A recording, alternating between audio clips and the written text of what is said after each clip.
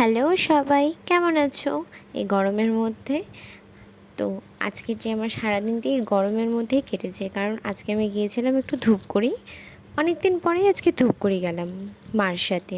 দেখো, এই গরমের মধ্যে মুখে কিছু লাগানো যায় না, তবু এতটা রোদ, তবু যদি সানস্ক্রিন না লাগাই তবে যেটুকু আছে ওটুকুও মনে হয় যে আর থাকবে না। যার জন্য ঝটপট করে রেডি হয়ে গেলাম। রেডি হয়েই আমরা রওনা দিলাম হচ্ছে ধূপগুড়ির জন্য।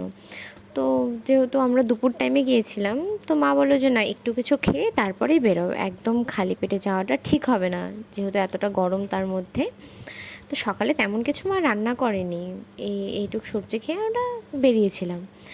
তো বের হওয়ার আগে একটু যদি সাজুগুজু না করে আবার হয়, এই গরমে সাজুগুজু বলতে লিপস্টিকটুকুই, আর কিছু না, এটাই অনেক। তো যাই হোক, তারপর তো রেডি হলাম, রেডি হয়ে আমরা বেরিয়ে পড়লাম মামে। দেখো, এই গরমের মধ্যে তো ছাতা ছাড়া, মানে একটা কথা আছে না, বর্ষাকালে যেমন ছাতা, এখন বর্ষাকাল বলে শুধু না, গরমকাল মানেই ছাতা, পুরো সেটাই ছাতা দিয়েই চলে। দেখো এত রোদ, ওয়েদারটা যতটা ঠিক সুন্দর, সুন্দরও ঠিক না, মানে ওয়েদার আকাশটা যতটা দেখতে ভালো লাগছে, গরমও ঠিক ততটাই। তার মধ্যে বাসে এত ভিড় যে কিছু বলার ছিল না। উইন্ডো সিট তো পাইনি, যাই হোক পাশের থেকেই ভিডিওটা করেছে। তারপর পৌঁছে গেলাম আমরা ধূপগুড়ি। ধূপগুড়ি গিয়েই ফার্স্ট আমরা চলে গেলাম মার্কেটের দিকে, যেহেতু একটা কাজে গিয়েছিলাম, তো কাজটা করে তারপর আমরা মার্কেটের দিকে রওনা হলাম। মার্কেটে গিয়ে আমার মা কিছু বাসনের দোকানে ঢুকলো, কিছু জিনিস কেনাকাটি করলো। তারপর সেই জিনিসগুলো নিয়ে আমরা আবার গেলাম মলে, মানে ধূপগুড়ি যেহেতু গিয়েছে, তো মাকে বললাম যে চলো না, আমার মলটাও ঘুরে আসি, অনেক দিন থেকে তো যাওয়া হয় না, আর মার সাথে আমার সেরকম বেরোনোটাও হয় না। তো দেখো, বাসনের দোকানে যখন গিয়েছি, কি সুন্দর শিবলিঙ্গগুলো দেখেই মন চাচ্ছিলো, যেহেতু বাড়িতে শিবলিঙ্গ আছে, তাই একটা থাকলে বলে আরেকটা আনতে হয় না, সেজন্য আর আনা হয়নি।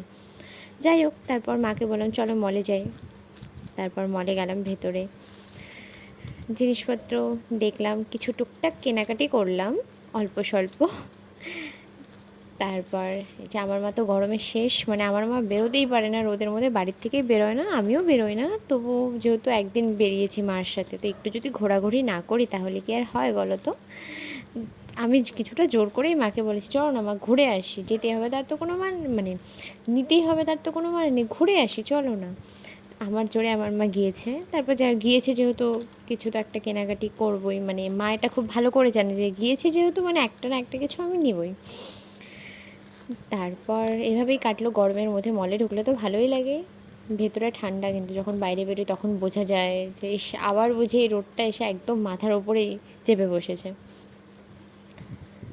তারপর কি, তারপর বাস সেটা ফেরার পথে এখানে বটলের কালেকশনগুলো আমার খুব ভালোই লেগেছিলো। তারপর কি, তারপরে যে আমরা জিনিসপত্র কেনাকাটি করে, আমার মা বুঝতেই পারছেন যে আমি ভিডিও করছি, মা আপন মনে কথা বলে যাচ্ছে, আমরাও তারপর কথা বলতে বলতে বাড়ির পথে রওনা হয়ে গেলাম। আসার সময় তো